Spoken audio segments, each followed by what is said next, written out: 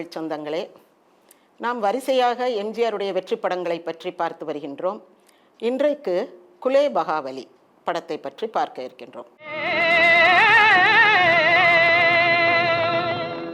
1955ஆம் ஆண்டு ஜூலை மாதம் வெளிவந்த படம். இந்த குலே பகாவலி மாதிரியே சமீபத்தில் பிரபுதேவா ஒரு படம் எடுத்தார். என்ன காரணம், ஏன் குலே பகாவலின்னு பேர் வச்சார்? இப்போ இருக்கிறவங்களுக்கு குலே பகாவலி படம் பற்றி இளைஞர்களுக்கு அவ்வளவா தெரிந்திருக்க வாய்ப்பில்லை. என்னன்னா, அந்த படம் பிரபுதேவாவுக்கு ரொம்ப பிடிக்கும். பிரபுதேவா ஒரு தீவிர எம்ஜிஆர் ரசிகர். அவர் தன்னுடைய ஓய்வு நேரத்தில் இந்த ஆங்கில படங்கள், டான்ஸு இதெல்லாம் பார்க்குற மாதிரியே ஒரு நாள் ஒரு பேட்டியின் போது சொன்னார், நான் இப்போ தான் தெய்வத்தாய் பார்த்துக்கிட்டு இருந்தேன் அப்படின்ட்டு. அதாவது தெய்வத்தாய் அவர் முதலாக பார்க்குறதில்லை, எத்தனையோ தடவை பார்த்துருப்பார். இருந்தாலும் அவங்க திரும்ப திரும்ப அந்த எம்ஜிஆருடைய டான்ஸ் மூமெண்ட்ஸ் ஒரு படத்தில் ஒரு பாட்டுக்கு நடுவில் செய்து காட்டுறாரு. அவ்வளோ தூரம் அவங்க இம்ப்ரெஸ் ஆனதுக்கு காரணம் என்ன அப்படின்றத நம்ம சிந்திச்சு பார்க்கணும். இப்போது சினிமாவிலையும் சரி, அரசியல்லையும் சரி, நிறைய பேர் எம்ஜிஆருடைய அந்த முக்கியமான வெற்றி ரகசியத்தை அல்லது அந்த வெற்றிக்கான ஃபார்முலான்னு சொல்கிறோம்ல, அதை அப்படியே அடாப்ட் பண்ணுறதை பார்க்குறோம். இப்போ விஜய் கூட எங்கள் வீட்டு பிள்ளையே அந்த சாட்டையோடு இருக்கிற ஒரு போஸ்டரை போட்டிருக்காரு. இந்த மாதிரி இம்ப்ரெஸ் ஆகிறதுக்கு காரணம் என்னென்னா, எம்ஜிஆர் ஒவ்வொரு படத்தையும் ரொம்ப, அதாவது நுணுகி ஆராய்ந்து ஒரு ஃப்ரேம் கூட வேஸ்ட் ஆகாமல், அதுவும் எஸ்பெஷலி தான் அப்பியர் ஆகிற ஃப்ரேம் ஒரு ஃப்ரேம் கூட வேஸ்ட்டாக போகக்கூடாது, ஒரு ஃப்ரேம் கூட மிஸ் அண்டர்ஸ்டுட் ஆகிடக்கூடாது. அந்த மாதிரி ரொம்ப கவனமாக, அதாவது நல்ல பிள்ளையாக இருக்கிறது முக்கியம் இல்லை, நல்ல பிள்ளைன்னு பேர் வாங்குறது முக்கியம். அந்த மாதிரி அவர் அந்த படத்தை எடுத்திருந்தார். அதில் குலே பகாவலி ஒரு மாபெரும் வெற்றி படம். குலே பகாவலி நாடகமாக நடிக்கப்பட்டது. அதை பார்த்து தான் ராமண்ணா அதை படமாக எடுக்கிறாரு. இன்னொன்று, குலே பகாவலியுடைய வெற்றி எங்கே உறுதிப்படுத்தப்படுதுன்னா, ஏற்கனவே 1935 அந்த படத்தை எடுத்திருக்காங்க. மதுரை வீரன் அந்த மாதிரி 1939 எடுத்திருந்தாங்க. எடுத்த படத்தையே திரும்ப எடுக்கிறாங்க. இப்போ பில்லா எடுத்தாங்க இல்லையா, அந்த மாதிரி அந்த எடுத்த படத்தையே அப்போ செல்லம்னு ஒருத்தரும் டிபி ராஜலக்ஷ்மின், அவங்க தான் ஃபஸ்ட்டு ஃபீமேல் டைரக்டர், அவங்க நடிச்சிருந்தாங்க. அவங்க ஒரு இளம் விதவை. அவங்க சங்கரதாஸ் சுவாமிகள் குரூப்பில் சேர்ந்து நடிச்சுக்கிட்டு இருந்தவங்க திரும்ப ஒரு சினிமாட்டோகிராஃபரை கல்யாணம் பண்ணி அவங்க சொந்தமாக படம் எடுக்கிறாங்க. அப்போ குலே பகாவலி 1935 வெளிவந்தது. அந்த வெற்றி படத்தை அப்படியே இவங்க ரீமேக் பண்ணுறாங்க. அஃப்கோர்ஸ் சில பல மாற்றங்களுடன் வைங்க. சரி, இந்த குலே பகாவலி எடுப்பதற்கான காரணம் என்ன, ஏன் எடுக்கணும் அந்த வெற்றி படம் என்பதை தாண்டி இதற்கு இன்னொரு காரணம் என்ன இருக்குன்னா, ராமண்ணா ஒரு படம் எடுத்தார், கூண்டுக்கிளின்னு. இதுக்கு முன்னாடி நம்ம அதை பற்றி பேசலை. அந்த படத்தில் என்னென்னா, அது அந்த நேரம் ஃபஸ்ட்டு ரிலீஸில் வெற்றி கிடையாது. அதனால் நம்ம அதை வெற்றி கிடையாதுன்னா குறைந்த லாபம். எம்ஜிஆர் படங்களை வெற்றி தோல்வின்னு பிரிக்கக்கூடாது. ஏன்னா அது எந்த படமுமே தயாரிப்பாளருக்கு நஷ்டம் கொடுத்த படம் கிடையாது. அப்போ அதை எப்படி பிரிக்கணும்னா, குறைந்த லாபம், அதிக லாபம், அப்புறம் அதிக லாபம் அப்படின்னு ஒன்று பிரிச்சுக்கலாம். இதில் இந்த குறைந்த லாபம் வந்த படம் அல்லது தியேட்டரில் ரொம்ப சண்டை வந்த படம் அப்படின்னு பார்த்தா இந்த கூண்டுக்கிளி வேண்டாம், எடுக்காதீங்க, அது நல்லா வராதுன்னு எம்ஜிஆர் சொன்ன பிறகும் கூட ராமண்ணா இல்லைனே அது நல்லா வரும், பிரமாதமாக வரும், ஆய்பைன்னு அப்படிலாம் பேசி அவர் இந்த மாதிரி 2 தடவை எம்ஜிஆர் பேச்சை கேட்காம வீணாக போயிட்டார். பாசம் படம் எடுக்கும் போதும் எம்ஜிஆர் சொல்கிறாரு, நான் செத்து போகிறதா என்னுடைய ரசிகர்கள் விரும்ப மாட்டாங்கன்னு. அதாவது ரசிகர்களுடைய பல்ஸ் கரெக்டாக நாடி பிடிச்சு பார்த்து அவங்களுடைய டேஸ்ட் என்னன்னு தெரிஞ்சுக்கிட்டவர் எம்ஜிஆர் ஒருவர் மட்டுமே. அவரால் மட்டும்தான் அவருடைய தொண்டர்கள் அல்லது அவருடைய ரசிகர்கள் அவங்க கொடுக்குற ஒரு கைதட்டல்லிருந்து சொல்லிடுவார். அந்த அளவுக்கு அவர் கணிக்க தெரிந்தவர். அப்போ சொல்கிறாரு, பாசத்தில் நான் கடைசியில் சாகிற மாதிரி காட்டாதீங்கன்னு. கேட்கல டிஆர் ராமண்ணா. கடைசியில் ஸ்க்ரீனை கிழிச்சு விட்டுட்டாங்க ரசிகர்கள். எம்ஜிஆர் சாகிறத நல்லவன் வாழ்வான்ற நம்பிக்கையில் இருக்கிறாங்க மக்கள். அப்போ நல்லவன் செத்து போவான்னு சொன்னால் அதை மக்களால் ஏற்றுக்கொள்ள முடியாது. ஏன்னா நம்ம ரொம்ப நாளாக இப்போ கம்பராமாயணத்தினுடைய பாவிகம் என்ன, அறம் வெல்லும் பாவம் தோற்கும், அரசியல் பிழைத்தோர்க்கு அறம் கூற்று ஆகும், கூற்றுனா யமனாகும். அந்த மாதிரி நம்ம அந்த ஒரு பாரம்பரியத்திலேயே படிச்சுட்டு வந்திருக்கோம். இப்போ ராம ராவண யுத்தம்னா என்ன? ராமன் நல்லவன், அதனால் ஜெயித்தான். பாண்டவர் கௌரவர் யுத்தத்தினுடைய பாடம் என்ன, படிப்பினை என்ன? பாண்டவர்கள் நல்லவங்க, கடவுள் பக்கம் இருக்கிறாங்க, அதனால் அவங்க ஜெயித்தாங்க. இப்படியே நல்லவங்க ஜெயிப்பாங்கன்னே கேட்டுட்டு வந்துட்டு திடீர்னு நல்லவன் செத்து போயிடுவான் அப்படின்னா மக்கள் வந்து அதை ஏற்றுக்கொள்ள மாட்டாங்க. இதை சொல்லியும் அப்போ ராமன் நான் கேட்கல. அவர் வந்து ரொம்ப எதிர்பார்த்த லாபம் இல்லை. அதன் பிறகு தான் அவர் டோட்டலாக ஒரு கமர்ஷியல் ஃபில்ம் எடுக்கணும்னு குலே பகாவலி ஸ்டோரியை சூஸ் பண்ணுறாரு. குலே பகாவலியில் என்ன ஒரு இதுனா, 1001 அரபு கதைகள்னு ஒன்று சொல்லுவாங்க. அந்த கதை இது. குலேப் அப்படின்னா மலர், ரோஜா. அந்த மலர் வந்து ஒரு இடத்துல இருக்கும். அந்த மலருடைய சாறை பிழிந்தால் கண் குருடு நலமாகும், பார்வையற்றோருக்கு பார்வை கிடைக்கும். இது வந்து ஒரு கற்பனை தான். எந்த பூவுக்கும் அந்த சக்தியெல்லாம் கிடையாது. அப்படி ஒரு பூவுக்கு சக்தி இருக்குதுன்னா அது ஒருவேளை ஒரு காலத்தில் இருந்திருக்கும், இப்போ அது நமக்கு தெரியவும் தெரியாது. இந்த இதில் தான் அந்த கதை வந்து எடுக்கப்பட்டிருக்கு. இதில் எப்படின்னா, கதை எப்படி போகும் அப்படின்னா, எம்ஜிஆர் வந்து ஒரு 4 பாயிண்ட் இதில் முக்கியமாக டிஸ்கஸ் பண்ணப்பட்ட கான்செப்ட்ஸ் அல்லது டாபிக்ஸ்னால், ஒன்று மூட நம்பிக்கை கூடாது, பகுத்தறிவு சிந்தனை வேண்டும். ரெண்டாவது வந்து இந்த சூதாடக்கூடாது. சூதும் வாதும் வேதனை செய்யும்னு படிச்சிருக்கோம். சூதாட்டத்தினால தான் தர்மன் நாட்டையும் இழந்து மனைவி சகோதரர்கள் எல்லாத்தையும் இழந்தான். அப்போ சூதாடக்கூடாது. நளன் வந்து சூதாட்டத்தின் மூலம்தான் நாட்டை இழந்து மனைவியோடு காட்டுக்கு வந்து கடைசியில் மனைவியை விட்டுட்டு ஓடிப்போனான். பகடை, சூது கூடாது. அடுத்தது வந்து இந்த கடவுளுக்கு வந்து பலி கொடுக்குறோம் அப்படின்னு சொல்லிக்கிட்டு கடவுளின் பெயரால் நடக்கிற அக்கிரமம், உயிர் பலி, அது கூடாது. அதற்கு அடுத்தபடியாக இன்றைக்கி இருக்கக்கூடிய ஒரு ட்ரெண்டிங்கான டாபிக் மாதிரி நம்ம வச்சுக்கலாம். என்னென்னா, ஆண்களை அடிமைப்படுத்தக்கூடாது. பெண்களை அடிமைப்படுத்தினாலும் தப்பு தான். மனித ஜாதிக்குள்ளே என்ன ஆண்டான் அடிமை? அப்போ ஆண்களை அடிமைப்படுத்துவது தான் இந்த கதையில் வர்றது. ஆண்களை பெண்கள் அடிமையாக்குவது அநியாயம், இது நியாயம் இல்லை அப்படின்னு தான் அந்த பாட்டு வரும். பகாவலி நாட்டினிலே, பகாவலி ஆட்சியிலே ஆண்களை பெண்கள் அடிமையாக்குவது அநியாயம். ஆக ஒருத்தருக்கொருத்தர் ஆண்டான் அடிமை என்ற பேதம் இருக்கக்கூடாது. அந்த டிஸ்கிரிமினேஷன், அது ரேஷியல் டிஸ்கிரிமினேஷனோ காஸ்ட் டிஸ்கிரிமினேஷனோ எதுவாக இருந்தாலும், ரிலீஜியஸ் டிஸ்கிரிமினேஷன், இதெல்லாம் கூடாதுன்றதான். இந்த 4ம் வந்து மூடநம்பிக்கை கூடாது, சூது கூடாது, இறைவன் பெயரால் பலி கொடுத்தல் அது கூடாது, பிறகு ஒருவரை ஒருவர் அதிகாரம் செய்வதும் அடிமைப்படுத்துவதும் கூடாதுன்ற இந்த 4 கருத்துக்களும் அப்போது நாடெங்கும் இருந்த ஒரு பிரச்சனை. எல்லா இடத்துலையும் அது இருக்குது. அப்போ அதோடு அந்த பார்வையாளர்கள் தங்களை ரிலேட் பண்ணிக்கிறாங்க. இந்த பிரச்சனைக்கு என்ன தீர்வு சொல்லுது இந்த படம் அப்படின்னு பார்க்குறாங்க. இப்போ படங்கள் வந்து தீர்வு சொல்லணுமா, இல்லை உள்ளது உள்ளபடி காட்டிட்டு போகக்கூடாதா அப்படின்னு ஒரு கேள்வி வருது. அதாவது கலை மக்களுக்காகன்னு ஒரு ஸ்கூல் ஆஃப் தாட் இருக்குது, கலைக்காகன்னு ஒரு ஸ்கூல் ஆஃப் தாட் இருக்குது. கலைக்காகனா ஆஸ் இட் இஸ் எப்படி இருக்குதோ அதை நம்ம வந்து படத்தில் காட்டிட்டு போகலாம். நாங்கள் வந்து ஒன்றும் பாடம் படித்து கொடுக்க வரல, நாங்கள் வந்து கலைஞர்கள் உள்ளது உள்ளபடி நாங்கள் சொல்லிட்டு போகிறோம் அப்படின்னு சொல்லலாம். இது ஒரு ஸ்கூல் ஆஃப் தாட்.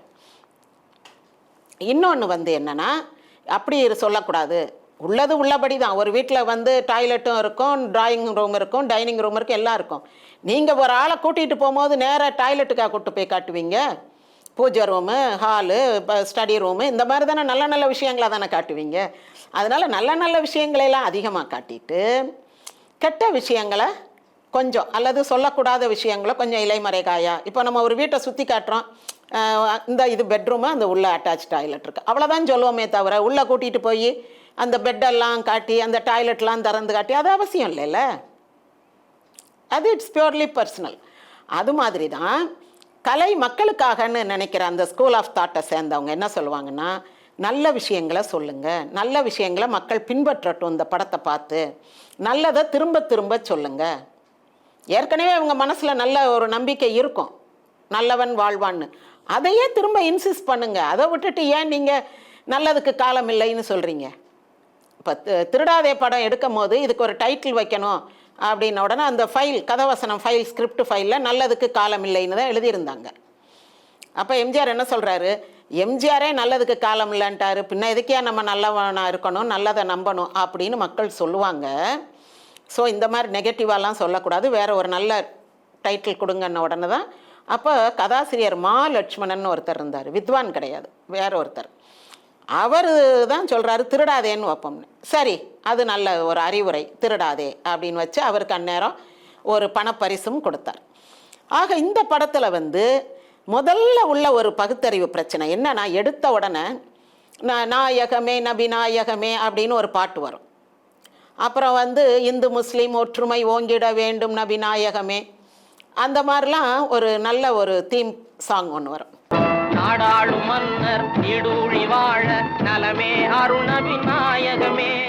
அதுக்கடுத்து பார்த்தா அவங்க அம்மா வந்து ப்ரே பண்ணிக்கிட்டு இருப்பாங்க. அப்போ சொல்லுவாங்க, உங்களை வந்து நீங்கள் ஊரெல்லாம் ஊராண்ட மன்னனாக இருக்கீங்க, உங்களை எல்லாரும் பார்க்குறாங்க, இது பண்ணுறாங்க, மரியாதை செலுத்துகிறாங்க, ஆனால் பெத்த பிள்ளை என் மகன் பார்க்குறதுக்கு வாய்ப்பு இல்லையே அப்படின்னு அவங்க வாய் விட்டு புலம்பி துவா பண்ணிக்கிட்டு இருப்பாங்க. அப்போது அதை தெரியாமல் கேட்ட எம்ஜிஆர் வந்து கேட்பார், அம்மா ராஜா வந்து எங்கள் அப்பாவா அப்படின்வார். அப்புறம் ஆமாப்பா உங்கள் அப்பா தான், ஆனால் ரொம்ப நாள் எனக்கு பிள்ளை இல்லாமல் இருந்துச்சு, அந்த நேரம் நானே தான் நாட்டுக்கு வாரிசு வேணும்ன்ட்டு இன்னொரு பொண்ணை பார்த்து கல்யாணம் பண்ணி வச்சேன், அவளுக்கு வரிசையாக 3 ஆம்பளை பிள்ளை பிறந்தது, அதுக வந்து நல்லா வளர்ந்துட்டு வர்ற காலத்தில் நான் திடீர்னு கர்ப்பமாயிட்டேன்.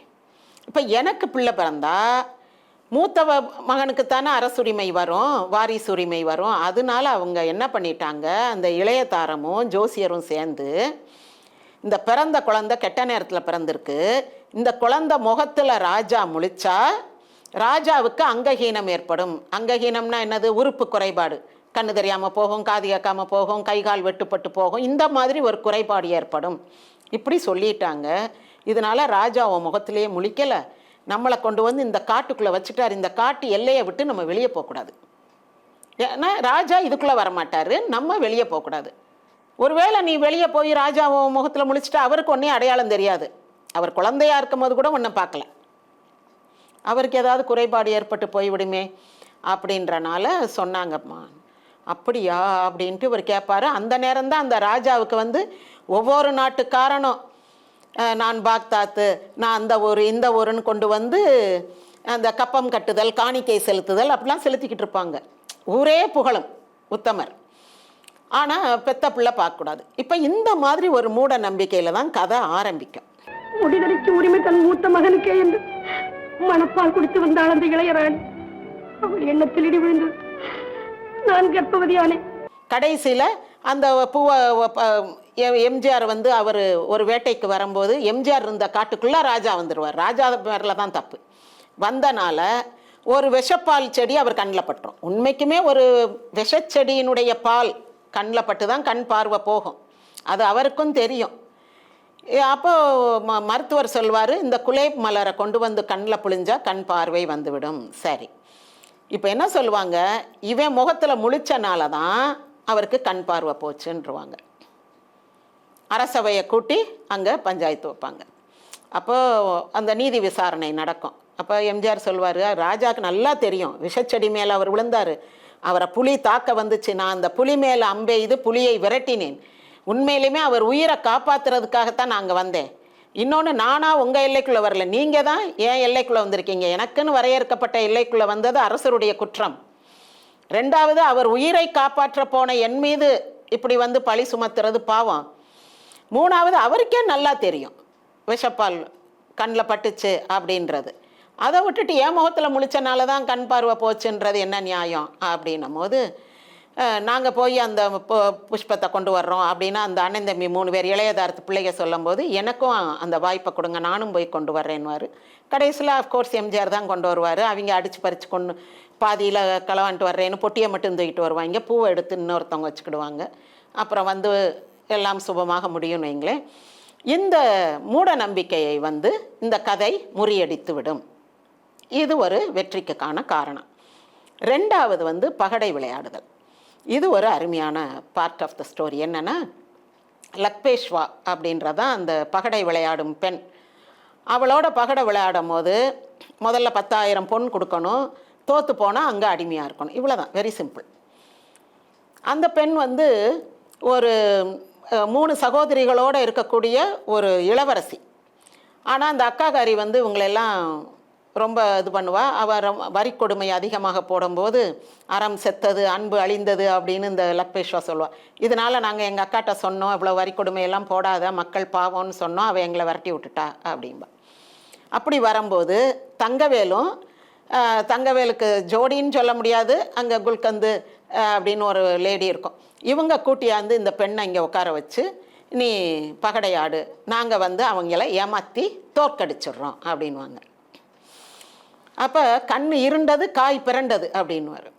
அவங்க அப்படி உருட்டி போடும் போது என்ன வேணும்னு கேட்பாங்க. என்ன வேணும் துரையே இஷ்டம் போலே கேளினியே, 12 ஏங்குதே உன் கண்ணீரண்டு. அந்த மாதிரி பாட்டிலேயே அவங்க கேட்க, அதை உருட்டின உடனே அந்த ஹுக்கா பிடிச்சிக்கிட்டே இருக்கிற மாதிரி விளக்குலேருந்து ஒரு டியூபை வாய்க்கிட்ட வச்சு ஃபூன் ஊதிடுவாப்பில் விளக்கணைஞ்சு போயிடும். முதல்லையே சொல்லிடுவாங்க, ஆண்டவன் பெயரால் சொக்கட்டான் உருட்டப்படுவதால் ஒரு முறைக்கு மேல் உருட்டப்பட மாட்டாதுன்றவாங்க. இப்போ சொக்கட்டான் இருக்குது, என்ன விழுந்திருக்குன்னு தெரியலை. உடனே கூப்பிட்ட உடனே அந்த பொண்ணு ரெடியாக ஒரு மெழுகுதிரியை வச்சுக்கிட்டு இருக்கோம், வந்து அப்படியே லைட்டை ஏற்றிட்டு போகும். இவங்க கேட்டதே விழுந்திருக்கும். எப்படின்னா அவங்க இப்போ 2 அப்படின்னு சொன்னாங்கன்னா, இந்த தங்கவேலு வேற ஒரு காயின் அப்படியே உருட்டி விரலில் கண்டுபிடிச்சு அதை எடுத்து அங்கே ரீப்ளேஸ் பண்ணிடுவாப்புல. அவங்க உருட்டுன காயினை வந்து எடுத்துருவாப்புல. அப்போ அவங்க என்ன கேட்குறாங்களோ அது லைட் வந்த உடனே பார்த்தா இருக்கும். எப்படி லைட் அணையுது, எப்படி கரெக்டாக அந்த காயின் வருதுன்றது யாருக்கும் தெரியாது. இதுதான் லக்பேஷ்வா வந்து மற்ற மன்னர்கள் நிறைய இளவரசர்கள் தோற்று போய் உள்ளே வந்து அந்த தோற்ற உடனே பாட்டு, இதில் நல்ல பாட்டு வரும், பாட்டு வசனம்லாம் அருமை, அது தனியாக பேசுவான். வீராப்பு பேசி வந்த பூரோப்பு ராஜாவை வெட்டிடச் சொல்லு, மண் வெட்டிடச் சொல்லு, அப்படி வேலை செய்யலைன்னா கட்டிடச் சொல்லு, மரத்தில் கட்டிடச் சொல்லுன்னெலாம் பாட்டு. மதியை இழக்கிறார் மணப்பால் குடிக்கிறார், விதியால் காலகதியால் வந்து வீணே வாடுறார் அப்படின்னு பாட்டு. ரொம்ப நல்லாயிருக்கும் பாடல்கள்லாம். அப்புறம் நடுவில் வந்து மலையாள பாட்டு, மலையாளத்து ராஜா வரும்போது மலையாளத்தில் ட்ரெஸ் பண்ணி டிஆர் ராஜகுமாரி ஆடுவாங்க. வடநாட்டுக்காரன் மன்னன் இளவரசன் வரும்போது வடநாட்டுக்காரி மாதிரி ட்ரெஸ் பண்ணியிருப்பாப்புல. கன்னடத்து தெலுங்கு அந்த மாதிரி ஆட்கள் வரும்போது அதுக்கு அந்த மாதிரி ஒரு ட்ரெஸ். படம் அவங்க படம் தானே, டிஆர் ராஜகுமாரி தம்பி தானே ராமண்ணா படம் எடுக்கிறாரு. அதனால அவங்களுக்கு நல்ல ஒரு லாங் ரோல், நிறைய டான்ஸு, நிறைய ட்ரெஸ்ஸு எல்லாம் ரொம்ப சூப்பராக இருக்கும். இன்னொன்று அவங்களுமே ஒரு கவர்ச்சி கண்ணி. அந்த முதல் சீன் அவங்க படிக்கட்டிலேருந்து இறங்கி வரும்போது அப்படி பார்த்தா கண்கொள்ளா காட்சியாக இருக்கும். அவ்வளோ ஒரு பிரமிப்பாக இருப்பாங்க அவங்கள பார்க்கும்போது. அவ்வளோ ஒரு கவர்ச்சியும் முக வசீகரமும் அழகான சிரிப்பும் கொண்ட ஒரு நடிகை. இதில் என்ன பியூட்டினா, இந்த நடிகை வந்து ஆக்சுவலாக ஒரு வீட்டில் ஒரு வேலைக்காரியாக தான் இருப்பாங்க. அப்போ அங்கே வந்து டாக்டர் கே சுப்பிரமணியம், பத்மா சுப்பிரமணியத்தோட அப்பா வந்து யதார்த்தமாக நடிகை வீட்டுக்கு போவாங்கல்ல, ஏதாவது படங்கிடம் புக் பண்ண, அப்படி போகும்போது இந்த அம்மா கொண்டு வந்து காப்பியோ மோரோ கொடுக்குது இந்த வேலைக்கார பொண்ணு. பார்த்த உடனே இவர் என்ன பண்ணுறாரு, இது யார் அப்படின்றாரு. அது ராஜா நமக்கு உதவிக்கு வந்திருக்கு வீட்டுக்கு அப்படின்னோன்னா, அப்படியா, இதை வந்து மேக்கப் டெஸ்ட்டுக்கு வர சொல்லு அப்படின்றாரு. அந்த பொண்ணு ஆக்சுவலாக நல்ல கருப்பு, டிஆர் ராஜகுமாரி நல்ல கருப்பு. அப்படியே இந்த சினிமாவில் நடிக்கிறதுக்கு ஒரு கலர் வேணுன்றாங்களா, அந்த மாதிரி கலர்லாம் கிடையாது. கேஆர் விஜயாவும் டிஆர் ராஜகுமாரெலாம் நல்ல கருப்பு. அப்போது இவங்க மேக்கப் போட்டு பார்த்தா பிரமாதமாக இருக்குது. அப்படியே கே சுப்பிரமணியம் சொக்கிறார். ஆகா, நம்ம தமிழ் திரையுலகத்துக்கு ஒரு நல்ல வசீகரமான நடிகை கிடைத்து விட்டார் அப்படின்னு. அதே மாதிரி சரோஜாதேவிக்கு மேக்கப் டெஸ்ட் போடும் போதும் அந்த கேமரா வழியாக பார்த்துட்டு இந்த பொண்ணு ஒரு ரவுண்டு வரும் அப்படின்றாங்க. ஸோ இந்த மாதிரி அந்த நிஜ முகம் ஒரு மாதிரி இருக்கும், மேக்கப் போட்ட பிறகு வேற ஒரு விதமான அந்த கேமரா ஃபோட்டோஜெனிக் ஃபேஸ்ன்றாங்களா, அப்படி ஒரு முகம் சிலருக்கு அமையும். அந்த மாதிரி ஒரு முகம் இந்த பெண்ணுக்கு அமைஞ்சனால இது ஒரு யோகத்தில் அப்படியே பெரிய ஆளாயிட்டு. சரி, இப்போ இது 2வது வந்து சூதாடுறது. இதில் முதல்ல அந்த அண்ணன் தம்பி 3 பேரும் கிளம்பி வந்துடுவாங்க. அதுக்கடுத்து எம்ஜிஆர் எனக்கும் வாய்ப்பு கொடுங்க, நானும் எங்கள் அப்பா தானே, என்னால் ஏற்பட்ட அந்த உறுப்பு குறைபாட்டை, இந்த அங்ககீனத்தை நானே சரி செய்து வைக்கிறேன், எனக்கு அந்த வாய்ப்பு கொடுங்கள்னு அவரும் கிளம்பி வருவார். அப்போ அவருக்கு பதிலாக ஒரு ஆளை வச்சுட்டு போனோம் அப்படின்னும் போது அவங்க அம்மா வந்து நான் பொறுப்படுத்துக்கிறேன், நான் இங்கே இருக்கேன்னொன்னு ஜெயிலில் வச்சுருவாங்க அவங்க அம்மாவை. 1 மாதத்துக்குள்ளே நீ வரலன்னா உங்கள் அம்மாவை கொன்றுவோம் அப்படின்வாங்க. அப்படி ஒரு ரிஸ்கில் தான் எம்ஜிஆர் கிளம்பி வருவார். அப்போது அந்த இடத்துல வந்து இந்த சந்திரபாபுவை சந்திக்கிறது, சந்திரபாபு ஒரு வழுக்கத்தலக்காரருக்கு மசியை கொடுத்து வண்டி மசியை கொடுத்துருவாப்புல. முடிவு முளைக்கிற தைலம்ன்ட்டு அந்த மாதிரியெல்லாம் ஜோக்கெல்லாம் இருக்கும். ஏமாத்துறவனா நடிச்சிருப்பாப்புல. அப்புறம் இப்படிலாம் ஏமாற்றக்கூடாதுன்னு சொல்லி எம்ஜிஆர் ஈவி சரோஜாவையும் சந்திரபாபுவையும் கூடவே கூட்டிகிட்டு வருவாப்புல. அப்போ தான் இந்த பாட்டு எல்லாருக்கும் படி அளக்கிற அல்லாவே நீயும் ஏமாந்துட்டா போட்டுடுவான் குல்லாவே பக்கா படிக்கு முக்கா படி அளக்குறான் ஆமாங்குலாமு அந்த பாலா போறவன் நம்மளை கண்டு முறைக்கிறான் ஆமாங்குல்சாரு இந்த மாதிரி கண் இல்லாத கபோதியை ஏய்க்கிறேன் ஆமாங்குலாமு இப்படி இந்த பாட்டெல்லாம் ரொம்ப பிரமாதமாக இருக்கும். படம் பார்த்தா தெரியும். ஒரு வசனம் அதை விட எல்லாமே எதுகை மோனையோட கூடிய வசனங்கள். தஞ்சை ராமியாதாஸ் வசனம், விஸ்வநாதன் ராமமூர்த்தி இசை மிக மிக அருமை. நம்ம எதுவுமே சோட போகாத ஒரு படம். இது நல்லா இருக்கு அப்படின்னு சொல்லவே முடியாது. எல்லாமே நல்லா இருக்கும். எம்ஜிஆர் இவங்க என்ன தந்திரத்தில் இது பண்ணுறாங்க பார்த்தா, அவங்க அண்ணன் தம்பி முன்னாடி வந்தவங்க எல்லாரும் அங்கே உள்ள மண் வெட்டிக்கிட்டு இருப்பாங்க. தம்பி பாருப்பா நாங்கள் ஏமாந்து போயிட்டோம் அப்படின்வாங்க. அப்போ நம்ம நேராக போய் விளையாடக்கூடாது, நம்மளை ஏமாற்றிடுவாங்க. இந்த ரகசியம் என்ன, சூட்சுமம் என்னன்றதை கண்டுபிடிக்கணும்ட்டு ஒரு எம்ஜிஆர் ஒரு தாடியெல்லாம் வச்சு ஒரு முஸ்லீம் இளைஞர், கதை ஃபுல்லாக முஸ்லீம் கதை தானே, ஒரு மாதிரி ஒரு இது வச்சு அப்புறம் ஈவி சரோஜாவையும் சந்திரபாபுவையும் எம்ஜிஆர் கூட தான் கூட்டிகிட்டு வருவார். அண்ணே எங்களை உங்கள் கூட வச்சுக்கோங்க, இல்லைனா நான் திரும்ப கெட்டு போயிடுவேன், போய் சொல்லி ஏமாற்ற ஆரம்பிச்சிருவேன்னு ரிக்வெஸ்ட் பண்ணி கேட்பாப்புல சந்திரபாபு. இப்போது இவங்க 3 பேர் வந்தோடனே இந்த சின்ன பொண்ணை நம்ம தங்கவேலுக்கு ஜோடி மாதிரி ஏமாற்றுவோம், அத்தை பொண்ணு மாமா பொண்ணு மாதிரின்ட்டு சந்திரபாபு தாடியெல்லாம் வச்சு ஒரு மாமனார் மாதிரி, ஒரு வயசானவர் மாதிரி, எம்ஜிஆர் மச்சினை மாதிரி, அதாவது அப்பா அண்ணன் தங்கச்சி அந்த மாதிரி ஒரு ரோல் எடுத்து வருவாங்க. தங்கவேலை ஏமாற்றுவாங்க. மாமா பொண்ணு என்ன உங்களுக்கு தெரிலையா, நீங்கள் சின்ன பிள்ளையிலே விட்டுட்டு வந்துட்டீங்க, நம்மெல்லாம் எப்படி விளையாண்டோம் வச்சோம் அப்படி இப்படின்னு சொல்லவும் இந்த தங்கவேலுக்கு ஒரு பெண் ஆசை. இந்த பொண்ணை பார்த்த உடனே ஒரு ஆசை உண்மையிலுமே இப்படிலாம் எதுவும் நடந்திருக்காது, சரி ஏதோ நமக்கு ஒரு யோகம் சான்ஸ் அடிக்குதுன்ட்டு அந்த பெண்ணை வீட்டுக்குள்ளே விட்டுருவாப்புல. வீட்டுக்குள்ளே விட்டா அவள் மெதுவாக ரகசியமாக கேட்பாள் என்ன நடக்குது அப்படின்னு. அந்த சீன்லாம் நல்லா இருக்கும். ஈவி சரோஜாக்கு பதிலாக எம்ஜிஆர் அந்த இடத்துல படுத்துக்கிட்டு ஈவி சரோஜா அந்த கட்டிலுக்கு பின்னாடி உட்காந்துக்கிறது, கீழே சந்திரபாபு படுத்திருப்பாப்புல கட்டிலுக்கு அடியில், இந்த தங்கவேலு காலை கீழே ஆட்டிக்கிட்டே இருப்பாப்புல, சந்திரபாபு முகத்துக்கு நேரையே ஆடும். அப்புறம் காலை கீழே ஊண்டினோன்னா அந்த மீசை மிதிப்பட்டு மீசை பிஞ்சுக்கிட்டு வந்துடும். அந்த மாதிரி நிறைய நகைச்சுவையெல்லாம் இருக்கும். அந்த இடத்துல வசனமும் ரொம்ப நல்லா இருக்கும். ஆஹா, உன் ஜடை அழகும் உன்னுடைய இடை அழகும் என் கண்ணை பறிக்குதே. அதாவது நம்முடைய காதலை காற்றில் எழுதலாமா, எழுதுங்கள் அது கலையாது, ஆகாயத்தில் எழுதலாமா, எழுதுங்கள் அது அலையாது, இப்படியெல்லாம் ஒரு வசனம் சூப்பராக இருக்கும். அப்போ அந்த பிள்ளை கேட்பா என்ன ரகசியம், அதை மட்டும் சொல்லுங்கள். எல்லாம் ஐயா கைக்குள்ளே தான் இருக்குது. ஐயோ அதுக்கு மேலே சொல்ல மாட்டேன். சரி, கைக்குள்ளே என்ன இருக்குது அதை மட்டும் சொன்னால் போதும். அது மட்டும் சொன்னால் போதுமா? போதும். கண்ணு இருளுது காய் பரண்டது அப்படின்னு. கண்ணு இரண்டுது காய் பரண்டது. சரி, கண்ணு எப்படி இருண்டது காய் எப்படி பரண்டது அதை மட்டும் சொல்லுங்கள் அப்படின்பா. இப்படியே பேசிக்கிட்டு இருக்கும்போது இவங்களுக்கு ஓரளவுக்கு உண்மை தெரிஞ்சிடும். இப்போ என்ன பண்ணுவாங்கன்னா இன்னொரு மாறு வேஷம். இப்போ இதே வேஷத்தில் நாங்கள் விளையாடுறோன்னு சொல்ல முடியாதுல்ல, இது கலைஞ்சிரும். இந்த இது முடிஞ்சிருச்சுன்னு வைங்களேன். எம்ஜிஆர் மட்டும் ஒரு தாத்தாவா வேஷம் போட்டுக்கிட்டு வருவார். நான் பகடை விளையாட வந்திருக்கேன்னு. ஏன் தாத்தா உன்னாலெல்லாம் வேலை பார்க்க முடியுமா, நீ தோற்று போய் வீட்டில் இங்கே வேலை பார்க்கணும், உன்னால் முடியுமா? வேண்டான்னா இல்லை நான் விளையாடுவேன் அப்படின்னு சொல்லிட்டு டிஆர் ராஜகுமாரி பக்கத்தில் உட்காந்து அப்படி மற்றவங்களாம் டிஆர் ராஜகுமாரி முகத்தை பார்த்து அப்படியே ரசிச்சுக்கிட்டு இருப்பாங்க. அப்படியெல்லாம் பண்ணாமல் இந்த தங்கவேலு பக்கத்தில் போய் உட்காந்துக்குருவாப்புல. இங்கெல்லாம் உட்காரக்கூடாது, அங்கே போய் உட்காருன்னா இல்லை நான் இங்கே தான் உட்காருவேன் அப்படின்ட்டு இப்படியெல்லாம் ஒரு சின்ன இதெல்லாம் இருக்கும். ஏன்னா இவங்களுக்கு நல்லா தெரிஞ்சிருச்சு. இவங்க ஒரு நாள் மேலே இருந்து பார்ப்பாங்க, அந்த அவன் ஊதுறது, அப்புறம் லைட் அணைஞ்சு போகிறது, திரும்ப விளக்கேற்றி பார்த்தா அந்த காயின் கரெக்டாக இருக்கிறது, அதெல்லாம் ஏற்கனவே இவங்க ஒரு தடவை ஒளிஞ்சு இவன் சொன்ன அந்த கண் இருண்டது காய் பிறண்டதுன்னா என்னன்றதை பார்த்துக்கிடுவாங்க 3 பேரும். இப்போ அந்த தாத்தா வேஷத்தில் எம்ஜிஆர் உட்காந்த உடனே அந்த இது டிஆர் ராஜகுமாரி உட்காந்துருப்பாங்க. நம்பர் கேட்ட உடனே அந்த அம்மா அப்படின்னு உருட்டும்ல, இவர் ஃபோன் ஊதணும் தங்கவேலு. ஆனால் எம்ஜிஆர் உருட்டுன்னு தங்கவேலு கையை பிடிச்சிக்கிருவாப்புல. உருட்டுன்னு கையை பிடிச்ச உடனே தங்கவேலால் ஊத முடியாது. இப்போ காயின் என்ன விழுந்திருக்குன்னு பார்த்தா மாறி விழுந்திருக்கும். அப்போ எம்ஜிஆர் ஜெயிச்சிட்டார். இப்போ அந்த பொண்ணு நாங்கள் இந்த வயசானவராக இருந்தாலும் பரவாயில்ல, உங்கள் சட்டத்திட்டப்படி அவர் ஜெயிச்சிருக்காருல, அவரை நான் கல்யாணம் பண்ணிக்கிறவேன்ட்டு ராஜகுமாரி சொல்லுவாப்புல. அப்போ தங்கவேலும் அந்த குல்சாரும், அந்த குல்சாரில் குல்கந்துன்னு ஒரு பொண்ணு இருக்கும், அதுவும் திட்டுவாங்க. என்னம்மா நீ இருந்திருந்து இவ்வளவு இளவரசரெல்லாம் விட்டுவிட்டு ஒரு கிழவனை போய் கல்யாணம் பண்ணுறான்னு, நீங்கள் இவ்வளோ நாள் என்னைய வச்சு பணம் சம்பாதிச்சது பத்தாதா? கொஞ்சமாவது நியாயமாக நடந்துக்காங்க. கிழவனோ வாலிபனோ நான் அவனை தான் கல்யாணம் பண்ணுவேன் அப்படின்றோம்.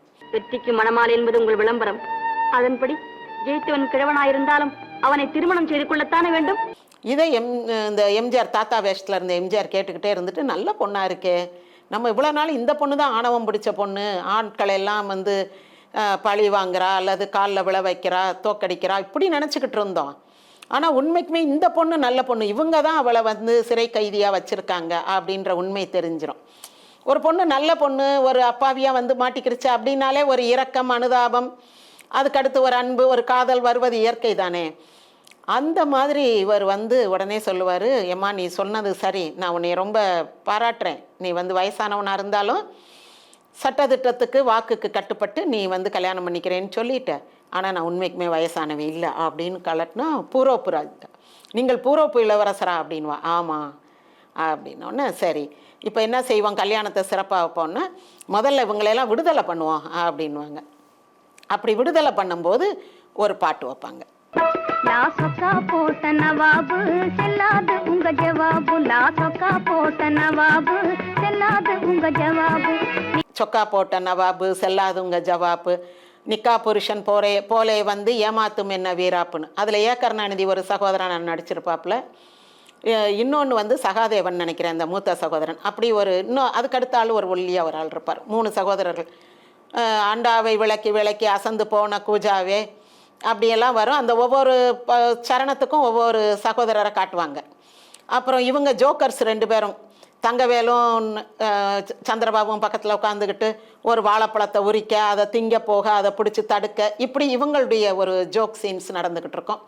அந்த டான்ஸ் எல்லாம் முடிஞ்சு எல்லாரையும் விடுதலை பண்ணி அனுப்பும்போது தான் விடுதலையாகி போயிடுவாங்க. அப்போது இந்த கதை எப்படின்னா, இந்த பகடை விளையாடுவது எவ்வளவு தீமையானது. இப்போ உண்மைக்குமே அந்த ஆள் நிஜத்துக்கே வயசானவராக இருந்திருந்தா என்ன ஆயிருக்கும், அந்த பெண் இவ்வளவு இளவரசரையும் கழிச்சு கட்டிட்டு கடைசியில் ஒரு வயோதிகரை திருமணம் செய்ய வேண்டிய ஒரு சூழ்நிலைக்கு வந்திருக்கும். அப்போ பகடை ஆடக்கூடாது அப்படின்றது, பகடையினால் அழிவு தான் நிச்சயம், அந்த மாதிரியெல்லாம் போட்டு. ஏன்னா எல்லா இளவரசர்களும் தங்களுடைய ராஜ்யத்தை விட்டு இங்கே வந்து அடிமையாக கொத்தடிமையாக வேலை பார்த்துக்கிட்டு இருப்பாங்க. அது பேராசை பெருநஷ்டம். ஒரு தனக்கு சம்பந்தம் இல்லாத ஒரு பெண்ணை போய் ஆசைப்படுறது, அதன் பிறகு பெண்ணாசையினாலே வீழ்ந்து போனவர்கள் இவங்கெல்லாம். இந்த மாதிரி ஒரு படிப்பினை, ஒரு பாடம். இதற்கடுத்து இப்போ அவ சொல்லுவா, என்ன ரொம்ப யோசனையில் இருக்கீங்க அப்படின்னு கேட்கும்போது ராஜகுமாரி வந்து எம்ஜிஆர்கிட்ட, இப்படி குலேப் மலர் எடுக்கணும், அது இருந்தால் தான் எங்கள் அப்பாவுடைய கண் பார்வை கிடைக்கும் அப்படின்னோடனே, குலேப் மலர் அது என் சகோதரிகிட்ட தான் இருக்குது அப்படின்னு. உன் சகோதரியா குலேபகாவலி நாட்டு ராணியான்னு? ஆமாம் அப்படின்னு அந்த கதையை சொல்லிட்டு அவங்க எப்படி பிரிஞ்சாங்க, சரி வாங்க போவோம் அப்படின்னு கிளம்பி போவாங்க. கிளம்பி போகும்போது என்ன ஆகும்னா, வழியில் ஒரு காட்டுமிராண்டி கூட்டம், அது வந்து ஓன்னு வந்து இவங்க 3 பேரையும் பிடிச்சி கொண்டு போய் கட்டி வச்சிரும். அந்த ஈவி சரோஜாவை விட்டுட்டு சந்திரபாபு, எம்ஜிஆர், டிஆர் ராஜகுமாரி 3 பேரும் போவாங்க. அப்போது கட்டி வச்ச உடனே இவங்க என்ன பண்ணுறதுன்னு தெரியாமல் முழிப்பாங்க. அந்த நேரம் பார்த்து ஒரு பெண் வந்து மது கலசத்தோடு ஆடிக்கிட்டு வருவாள். அது என்னது, இந்த காரமான டீ, இப்போ சுக்குமல்லி காப்பி அந்த மாதிரி சில விஷயங்கள்லாம் குடித்தா உடனே விக்கல் எடுக்கணுவாங்க. விக்கல் எடுத்தால் தான் அது நல்லதுன்னு வேற சொல்லுவாங்க. எல்லாருக்கும் எடுக்காது. அந்த மாதிரி இவ வந்து ஏதோ குடிச்சிட்டு அப்படி விக்கல் எடுத்துக்கிட்டு பாடிக்கிட்டு வர்ற மாதிரி இவ பாடிக்கிட்டு வருவாள். ஆசையும் என் நேசமும் இரத்த பாசத்தினால் இயங்குவதை பாராயடா, ஆவலும் தரை மீறிடும் நாருயிரை நீ அருகில் வாராயடான்ற ஒரு பாட்டு. அந்த காட்டுமிராண்டி ராஜாவை மயக்கிறது தான் இவளுடைய வேலை. ராஜசுலோச்சனா அந்த ரோல் பண்ணியிருப்பாங்க. இந்த படத்தில் எல்லாரும் ரெட்டச்சடை தான், ராணியும் ரெட்டச்சடை தான், லக்பேஷ்வா ரெட்டச்சடை தான், ராஜசுலோச்சனா ரெட்டச்சடை தான். எல்லோரும் ஒரு நீள நீளமாக கணத்தை ஒட்டுமுடி வச்சு ரெட்டச்சடை பின்னி போட்டிருப்பாங்க. அதுதான் அவங்களுடைய மேக்கப் இந்த படத்தில்.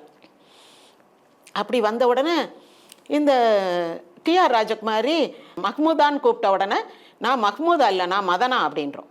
அது ஆக்சுவலாக ஒரு இஸ்லாமிய சகோதரி தான். ஆனால் நான் மதனான்னு சொல்லிட்டு, என்ன இப்படியெல்லாம் அவள் பொய் சொல்லி தப்பித்து கொள்ள பார்க்கிறார் ராஜா அப்படின்றவா. சரி, நம்ம சகோதரியே நமக்கு எதிரியாக இருக்கான்னு நினச்சிக்கிட்டு இருக்கும் போது இவ அப்படியே பாடிக்கிட்டே வந்து அந்த எம்ஜிஆரை பின்னாடி கட்டி போட்டிருப்பாங்கல்ல, அது என்னென்னா சர்வ லட்சணம் பொருந்திய ஒரு ஆண் மகனை பலி கொடுத்தாள். அந்த நிகழ்வு தான், அதுக்கு தான் எம்ஜிஆரை பிடிச்சி கட்டி வச்சுருக்காங்க அப்படின்னு சொன்ன உடனே அந்த கயிறை அறுத்து விட்ட உடனே எம்ஜிஆர் தப்பிச்சிருவார். உடனே சண்டை கிண்டை எல்லாம் நடக்கும். சண்டையெல்லாம் நடந்து எல்லோரும் வெளியே வந்த உடனே ஒரு கல்லை தள்ளி அந்த குகையை மூடிட்டு வந்துடுவாங்க. ராஜசுலோச்சனாக்கு இவ்வளோ தான் ரோல். ஒரு பாட்டு, ஒரு டான்ஸ், அதை ஒரு டான்ஸு, அப்புறம் அந்த அக்கா தங்கச்சிக்கிட்ட சிறைச்சாலைக்குள்ளே பேசுகிறது, அந்த மாதிரி. இப்போது இவங்க எல்லாரும் சேரணும். யார்? சந்திரபாபு, எம்ஜிஆர், ராஜசுலோச்சனா, ராஜகுமாரி, இவங்க 4 பேரும் சேர்ந்து போகணும். அப்போ என்ன பண்ணுவாங்க, ஒரு சத்திரம் மாதிரி, அந்த சத்திரம் பெரியவர்கிட்ட இந்த பெண்கள் 2ஐயும் பாதுகாப்பாக வச்சுக்கோங்க, நாங்கள் 2 பேர் ஆண்கள் மட்டும் போயிட்டு வரோன்ட்டு 2 ஆண்கள் மட்டும் போவாங்க. இதுதான் இந்த ஒரு ஆணாதிக்க சாம்ராஜ்யம் நடக்கிற இடம். போய் ஒரு இடத்துல உள்ளே போவாங்க, எல்லை வரி கொடுங்கன்னுவாங்க. எல்லை வரியா? சரி, கொடுத்தாச்சு. அப்புறம் உள்ளே போய் ஒரு வீட்டில் திண்ணையில் அப்படியே உட்காருவாங்க. ஐயோ ஐயா, அந்த திண்ணையில் உட்காராதீங்க, திண்ணவரி போட்டுருவாங்க. என்னையா அது திண்ணவரின்ற? அப்புறம் பார்த்தா கல்யாணம் ஆனவனான்வாங்க. இல்லை, அப்போ பிரம்மச்சாரி வரி கட்டணும். கல்யாணம் ஆயிருந்தா சம்சாரி வரி கட்டணும். என்னடா இது, நின்னா வரி, உட்காந்தா வரி, இட்லி வரி, சட்னி வரி, பட்னி வரி, அந்த பாட்டு வரும். ஆண்களை பெண்கள் அடிமையாக்குவது அநியாயம், இதை கேட்க நாதி இல்லையா அப்படின்னு ஒரு பாட்டு. அதில் அந்த வரி கொடுமை அந்த மாதிரி நிறைய வரும். ஒரு வீட்டில் பெண் வேலைக்கு போவா, ஆண் நிப்பாப்பில் போயிட்டு வாங்க அப்படின்ட்டு. அம்மாவுக்கு எங்கே வேலைன்னு, அரண்மனையில். என் பொஞ்சாதிக்கா கேட்குறீங்க, அரண்மனையில் அப்படின்வான். இந்த ஐயாவுக்குன்னு அடுப்பங்கரையில் அப்படின்மா. அந்த மாதிரி காட்சிகள்லாம் இருக்கும். இவங்க அப்படி பாடிக்கிட்டு இருக்கும் போது இவங்களை இந்த பெண் போலீஸார் கைது பண்ணிட்டு போயிடுவாங்க. கைது பண்ணிட்டு போன உடனே, யார் நீங்கள், எதுக்கு இப்படி பாடிக்கிட்டு இருக்கீங்க, இதெல்லாம் தப்பு அப்படின்னு சொல்லும் போது, நாங்கள் குலேப் மலர் எடுக்க வந்திருக்கோம். குலேப் மலர் சும்மா கிடைக்காது. முதல்ல ஒரு வீரனோட சண்டை போடணும், அப்புறம் பகுத்தறிவு போட்டி, அதில் ஜெயிக்கணும், அதன் பிறகு புலியோட ஒரு சண்டை. இது முடித்தாதான், ஏன்னா அந்த ஒரு பெரிய கெவி பள்ளமாக இருக்கும், அதுக்குள்ளே தான் அந்த குலேப் மலர் இருக்கும். அங்கே புலி தான் சுற்றிக்கிட்டு இருக்கும் காவலுக்கு. ஸோ அந்த புலியை கொன்னாதான் அந்த மலர் எடுக்க முடியும். இவ்வளவு போட்டிகள் இருக்குது. தயாரானா எம்ஜிஆர் தயார்ன்றவர். நாள் சண்டை யாருன்னா சாண்டோ சின்னப்பா தேவரோட பெரிய ஒரு சண்டை, நிறைய விதவிதமான ஆயுதங்கள். அதில் எப்படி இருக்கும்னா, இந்த கத்தி பிடிக்கிறோம் இல்லையா, அந்த கத்தியினுடைய கைப்பிடிக்கிட்டேயே, இப்போ இது கைப்பிடினா இங்கேயே அப்படி குமிழாக கூர்மையான குமிழ்கள் அப்படி இருக்கும் எல்லா பக்கமும். நம்ம கோப்டா பார்த்துருக்கோம்ல, கோப்டான்றது எப்படி இருக்கும், ஒரு அப்படியே ஒரு ரவுண்டு ஷேப்பில் இருக்கும், நீளமாக, கிட்டத்தட்ட ஓவல் ஷேப்பில், கிளப் அப்படின்னு இல்லையா, அப்படி இருக்கும். அதில் கூர்மையாக ஆணிகள் பதிக்கப்பட்ட மாதிரி இருக்கும். இது என்னடனா கத்தி, எரியிற கத்தியிலேயே அந்த மாதிரி இருக்கும். அப்படி ரொம்ப கூர்மையான ஆயுதங்கள், அல்லது எல்லா பக்கமும் தாக்கக்கூடிய ஆயுதங்கள், இந்த மாதிரி ஆயுதங்கள்லாம் வச்சு சாண்டோ சின்னப்பா தேவரும் இவரும் சண்டை. இப்போ இந்த சாண்டோ சின்னப்பா தேவர் பற்றி ஒரு விஷயம் தெரிஞ்சுக்கிறோம். சாண்டோ சின்னப்பா தேவர் மாருதி தேக பயிற்சி சாலைன்னு ஒன்று வச்சுருக்காரு கோயம்புத்தூரில். அவர் கோயம்புத்தூர்க்கார், அதாவது ராமநாதபுரத்துலேருந்து கிளம்பி போன, புலம்பெயர்ந்து போன ஒரு கம்யூனிட்டி அங்கே கோயம்புத்தூரில் இருக்குது. அந்த பகுதி, அங்கே ராமநாதபுரம்னு ஒரு பேரும் இருக்குது. அவங்கெல்லாம் அங்கே இருந்துக்காங்க. அதில் தேவர் அந்த குரூப்பில் இருந்து ஒரு ஆள். மாருதி தேக பயிற்சி சாலை, அங்கே எம்ஜிஆர் போகிறாரு, பார்க்குறாரு, இது நல்லா இருக்கேன்னா இவருக்கும் இந்த எக்ஸசைஸில் ரொம்ப இன்ட்ரெஸ்ட் உண்டு தானே. அப்போ 2 பேரும் ஃப்ரெண்ட்ஸ் ஆயிடுறாங்க. அப்போ படங்கள் நடிக்கிறாங்க, கொஞ்சம் கொஞ்சம் சின்ன சின்ன ரோலு. அப்போ எம்ஜிஆர் ரொம்ப வருத்தப்படுறாரு, என்னென்ன இப்படி பண்ணுறாங்க, நமக்கு ஒரு நல்ல ரோல், நம்ம திறமையை காட்டுற மாதிரி ஒரு வாய்ப்பு கிடைக்கலையேன்னு வாப்பில். அப்போ அப்பன்னு ஒரு ஆள் ஒரு லேபர் அப்போ போகிறார் அந்த பக்கம், ஏதோ ஒரு ஜக்கெல்லாம் எடுத்துக்கிட்டு, டம்ளர்லாம் எடுத்துக்கிட்டு. அப்போ எம்ஜிஆரும் சாண்டோ சின்னப்பா தேவரும் ஒரு ஓரமாக குந்திக்கிட்டு இருக்காங்க. அப்போ அவங்க கேட்குறாங்க, அண்ணன் கொஞ்சம் தண்ணி அப்படின்றாங்க. போயா அங்கிட்டு, நான் அங்கே ஹீரோவுக்கு ஜூஸ் கொண்டு போகிறேன், இவருக்கு தண்ணியா அப்படின்ட்டு போயிடுறாரு.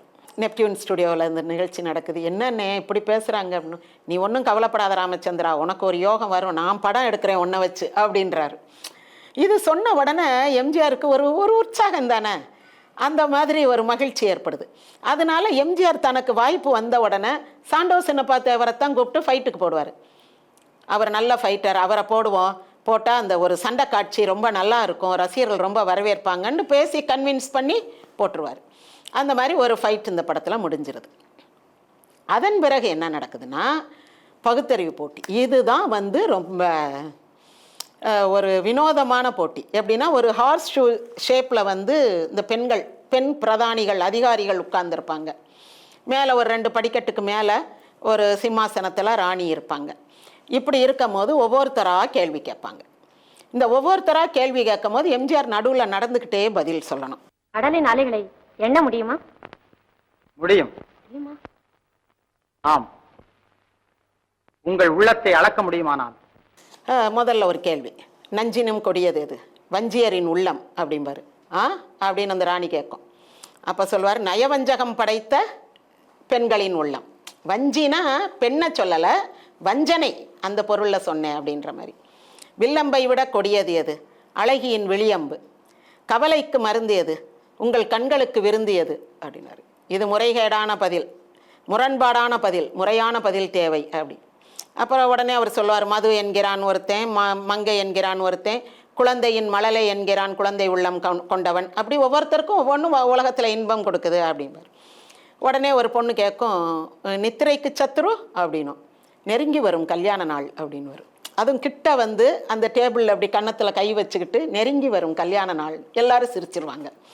ராணியும் ஒரு சின்ன ஸ்மைல் பண்ணுவாங்க. அப்புறம் பெண்களுக்கு எதிரி ஆண்கள் தானே அப்படின்னு ராணி கேட்பாங்க. இல்லை, அவர்களின் இளமையும் அழகும் அப்படிம்பாரு. அப்படின்வாங்க அந்த ராணி. அப்படியா அப்படின்ற மாதிரி அவங்க கொஞ்சம் கொஞ்சம் அப்படி இம்ப்ரெஸ் ஆகிறத ஒரு சின்ன சின்ன ஷார்ட்ஸில் காட்டுவாங்க. ஒரு பெண்ணை ஆண் ஏன் கல்யாணம் செய்து கொள்கிறான் அப்படின்னு ராணி கேட்கும்போது, ஊர் விஷயங்களையும் உலக விஷயங்களையும் தெரிந்து கொள்ள அப்படின்னு சொன்னோன்னே திரும்ப எல்லாரும் சிரிச்சிருவாங்க. அதன் பிறகு என்ன பண்ணுவாங்க, தாய்க்கு பின் தாரம் என்கிறார்களே, அது உண்மைதானே அப்படின்னு கேட்கும்போது, ஆமாம், தாய்க்கு அடுத்து ஒரு ஆடவனை கண்டிப்பது மனைவி தானே அப்படின்னு சொல்லவும் ராணி வந்து ரொம்ப சாட்டிஸ்ஃபைட் ஆயிடுவாங்க. ஆமாம் அப்படின்ற மாதிரி அந்த இது முடிஞ்சிடும். அதுக்கு பிறகு இன்னும் கேள்விகள் இல்லையா, கேளுங்கள் அப்படின்லாம் கேட்பாரு. அப்புறம் பதவிக்கு வந்து ஆண் முக்கியமா பெண் முக்கியமானலாம் கேட்கும் போது, ஆட்சி பீடத்துக்கு இல்லை, அது மக்களுடைய ஆதரவு என்ற நூலை வைத்து தான் அந்த நம்ம பட்டம் என்ற பதவி என்ற பட்டம் பறக்கணும் அப்படியெல்லாம் நல்லா ரொம்ப அழகாக இருக்கும் அந்த சீன்லாம். அப்படி அவங்க கேட்குற கேள்வியும் அவர் பதில் சொல்கிறதும் ரொம்ப நல்லா இருக்கும். இதெல்லாம் ஒரு கேள்வியான்ற மாதிரி பதில் சொல்லுவார். ஒரு கேள்விக்கு மட்டும் திணறி போய் நிற்பார். என்ன உங்கள் அறிவுக்கு இன்னும் எட்டலையானோன்னு அப்புறம் நிதானமாக பதில் சொல்லுவார். நல்ல நல்ல பதில்களாக இருக்கும். தஞ்சை ராமியாதாஸோடைய வசனம். அதன் பிறகு முடிஞ்சிடும். முடிஞ்ச உடனே இப்போ ஒரு சின்ன கிளைமேக்ஸ், அது வந்து ஆன்டி கிளைமேக்ஸ்னு வச்சுக்கோங்க. வந்து ராணி உட்காந்து ஏகாந்தமாக ஒரு பாட்டு, மயக்கும் மாலை பொழுதே நீ போப்போ இனிக்கும் இன்ப இரவே நீ வாவா. இந்த பாட்டுக்கு ஒரு சின்ன வரலாறு என்னென்னா, இந்த பாட்டு இந்த படத்துக்காக எழுதலை.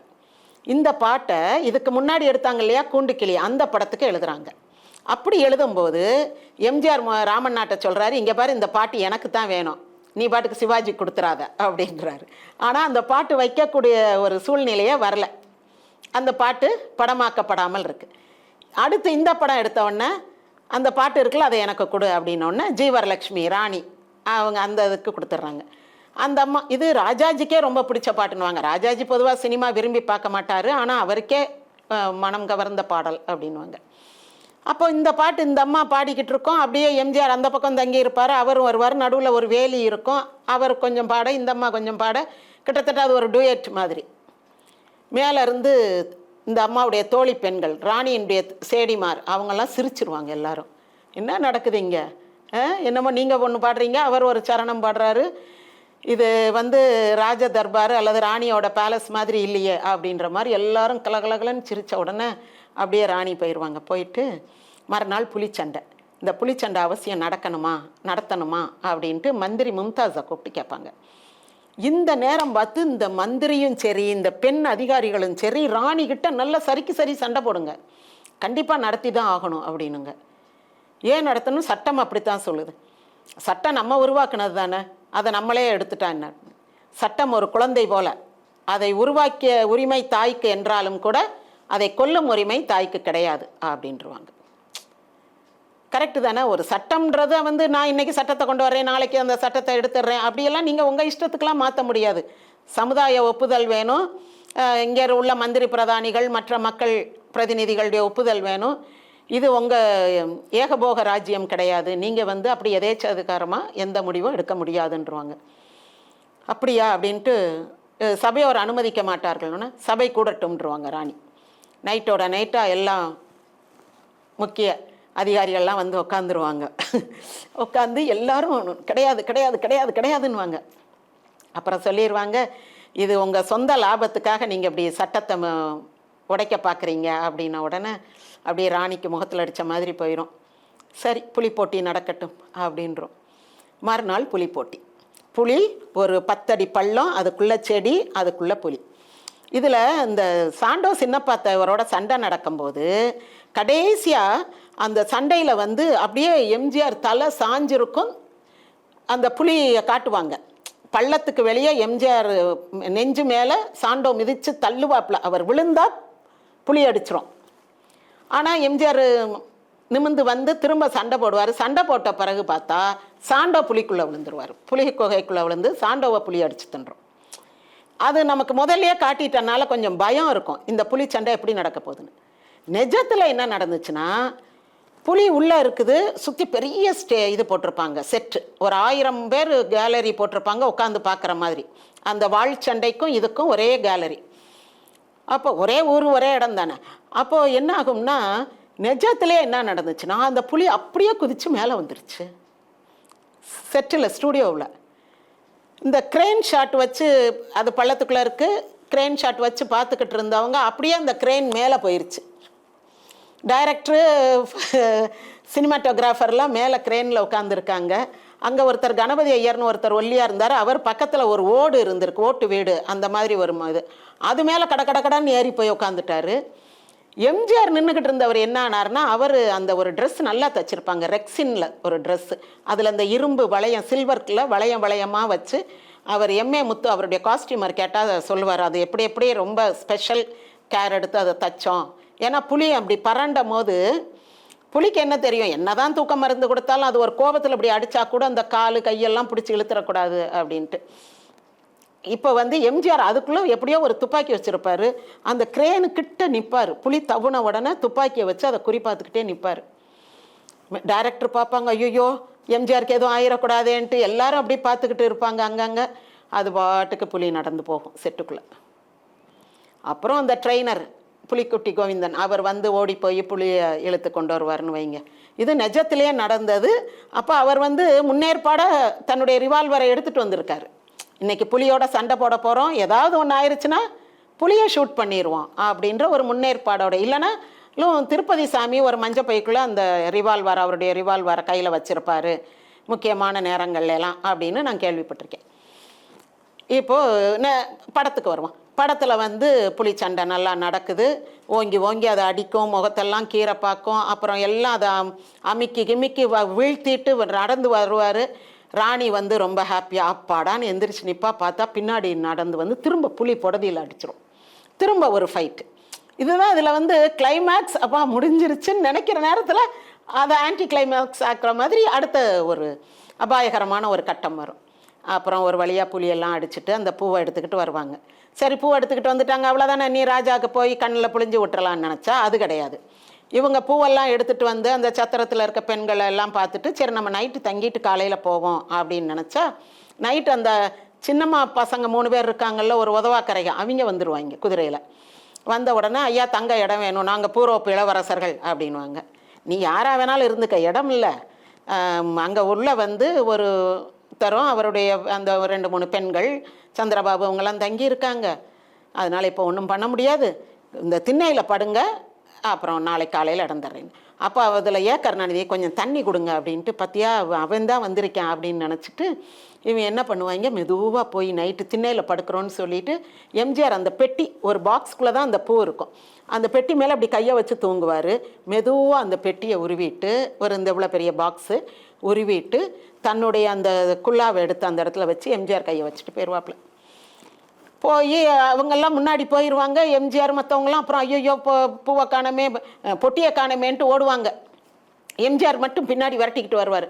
வந்து அந்த பூவை பறித்தது நான் தான் கொண்டு வந்தேன் அப்படி இப்படின்னு சொல்லுவார்.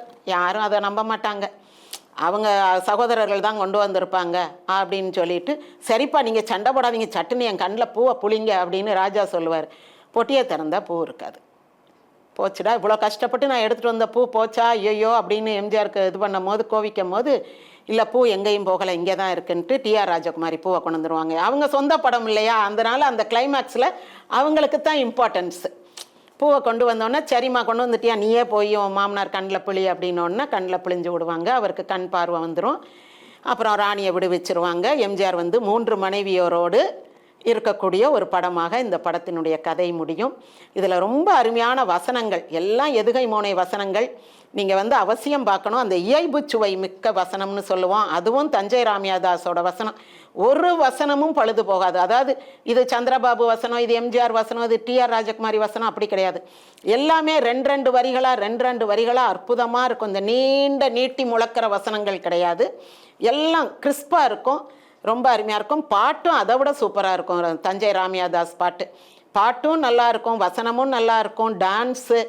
அப்புறம் வந்து படம் தொய்வில்லாமல் வேகமாக போகும். இன்றைக்கி உட்காந்து பார்த்தா கூட அப்படின்னு மின்னல் வேகத்தில் போகக்கூடிய படம். மிக அருமையான படம். அனைவரும் கண்டு மகிழுங்கள். நன்றி, வணக்கம்.